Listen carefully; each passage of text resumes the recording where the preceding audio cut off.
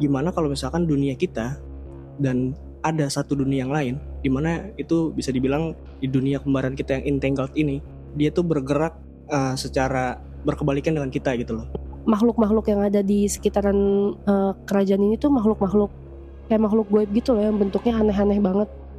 Jadi sebelumnya tuh gue kayak dapet kayak ada cincin gitu. Buset, itu bahasa apaan? Iya kan? Lo bayangin itu keputar-putar di kepala gue berkali-kali. Gimana gue gak sakit kepala coba?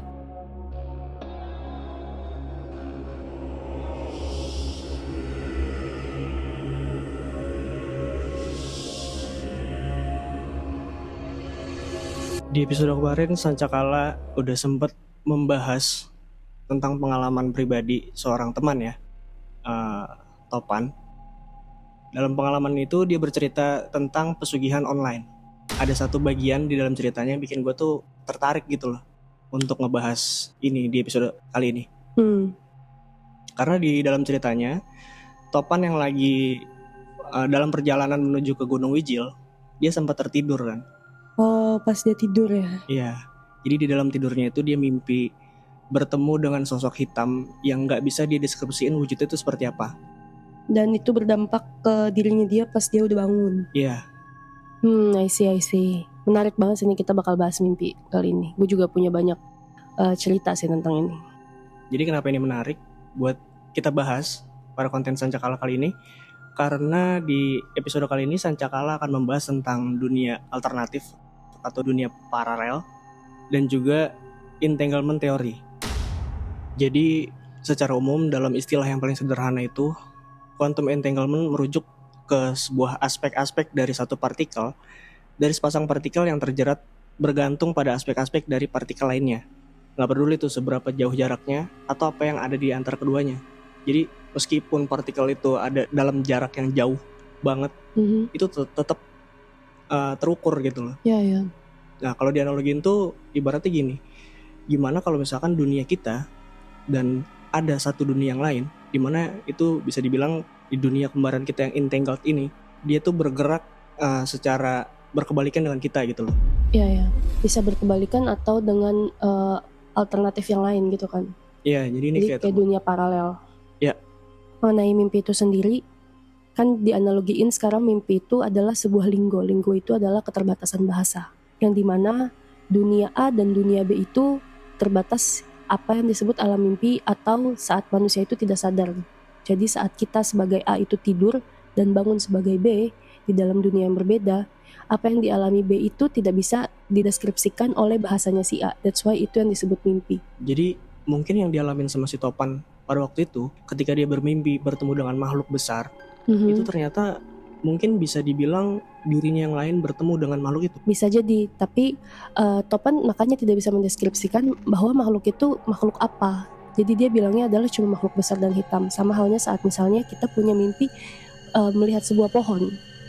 Mungkin yang dialamin jiwa yang A kita di kembaran kita itu adalah melihat suatu bentuk yang lain, tapi kita tidak bisa deskripsikan sebagai si makhluk B ini dengan referensi apa yang kita lihat di bumi ini.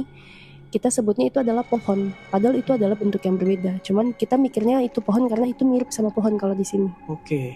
Gitu. Jadi kita tidak bisa benar-benar mendeskripsikan apa yang kita lihat di dunia B itu. That's why itu adalah keterbatasan linggo. Makanya mimpi itu sometimes terlalu blurry. Kita gue kayak ngimpi ketemu lo, padahal gue juga nggak bisa benar-benar menjelaskan itu lo atau bukan gitu. Oke. Ngomongin soal mimpi, belum lama ini gue mimpi hal yang aneh banget. Gue mimpi ketemu sama seorang raja. Gue nggak bisa deskripsiin bentuknya gimana, tapi gue cuma bisa menghafal apa yang gue dengar. Jadi disebut kalau raja ini namanya Samburanjana. Oh. Anyway, setelah gue bangun gue udah search tentang dia. Ternyata orang ini ada. Anehnya gitu. Cuman gue lanjutin mimpi gue dulu ya. Oke. Jadi si Samburanjana ini dia punya kerajaan. Yang anehnya adalah kerajaan ini tuh tidak bersebelahan dengan manusia-manusia. Jadi makhluk-makhluk yang ada di sekitaran kerajaan ini tuh makhluk-makhluk kayak makhluk gaib gitu loh, yang bentuknya aneh-aneh banget. Kayak gue lagi nonton Star Wars tapi versi kerajaan cultural Indo gitu. Tapi gue gak ngerti gimana caranya gue bisa ngeliat dia ya. Yang jelas pas gue ketemu dia ngasih gue kayak mantra yang entah kenapa saat gue bangun gue ulang-ulang mantra itu tuh nempel banget di kepala gue. Oke, mantra apa yang lu dengar? Atau lu inget kata per katanya? Bukan inget lagi, ini bener-bener keputer-puter di kepala gue, makanya gue mikir ini aneh banget. Dan bahasa itu gue gak pernah denger sih sebelumnya. Oke. Rangku khia sancakala khiain ritairi. Uli khia tolong rempu bompe. Hei yarin ngehulu khia bawau. Yame bidigayo rawu mati. Rain cekun redaidanu. Lau khia ini sampute rayong nyumaki. Himpe o kayue ampu kalai khiain uri khiae yulere ngumaiki amarami. Buset, itu bahasa apaan? Gue gak pernah denger tuh kayak gitu-gituan. Iya kan? Lo bayangin itu keputar-putar di kepala gue berkali-kali. Gimana gue gak sakit kepala coba? Terus habis itu lu ngelakuin apa? Nah sebagai manusia modern, gue searching dong, doi siapa? Gue inget kan namanya, Samburanjana di kepala gue berulang-ulang. Oke. Ternyata, anjir merinding gue. Ah. Ini ada hubungan, doi Samburanjana ini ada hubungannya sama Saranjana. Wah. Jadi ceritanya gini, setelah gue surfing, Samburanjana ini anaknya raja dulu di Kalimantan, Raja Pakurindang. Dia punya saudara namanya Sambu Batung. Jadi ada dua pangeran, Samburanjana dan Sambu Batung. Setelah Pakurindang ini mau meninggal, dia kasihlah kerajaannya ini ke anaknya yang dua ini. Cuman karena Samburanjana ini orangnya introvert dan Sambu Batung ini anaknya ekstrovert, Sambu Batung melanjutkan kerajaannya yang ada di sini. Dan Samburanjana dalam legendanya disuruh bapaknya untuk melanjutkan apa yang dia suka. Karena gak mau ketemu orang, melanjutkan kerajaannya itu di alam gaib. Wah, gila sih ini. Ini kalau lu sampai searching dan bener-bener ada nama Samburanjana, tapi sebelumnya lu mimpi. Dan yang lebih anehnya lagi, ini mantra keulang-ulang di kepala gue dan gue nggak tahu artinya apa. Gue coba cari-cari juga, maksudnya if there any language yang mirip sama bahasa yang gue bacain tadi itu juga nggak ada. Nah tapi lu sempat kepikiran gak sih kalau hal-hal kayak gini tuh ada kaitannya mungkin ya, mungkin aja nih. Ini tuh wangsit. Serius lah. Gue gak tahu sih. Gak pernah kepikiran sih, maksudnya gue sering dengar tentang wangsit, tapi gue gak pernah kepikiran itu akan terjadi di gue. Oke. Jadi kalau ngomongin soal mimpi dan lu mimpi hal yang sama, mungkin lu pernah mimpi hal yang sama sebelumnya atau gimana? Gak pernah. Baru kali ini lu mimpi kayak gitu? Jadi sebelumnya tuh gue kayak dapet kayak ada cincin gitu. Oke. Dari leluhur gue lah, maksudnya cincin turun-temurun karena gue kan mau nikah kan. Oke. Nah jadi si nenek gue ini kayak ngasih cincin hadiah pernikahan buat gue. Iya. Tapi cincin biasa, cincin batu biasa. Tapi ini tuh apa kaitannya sama?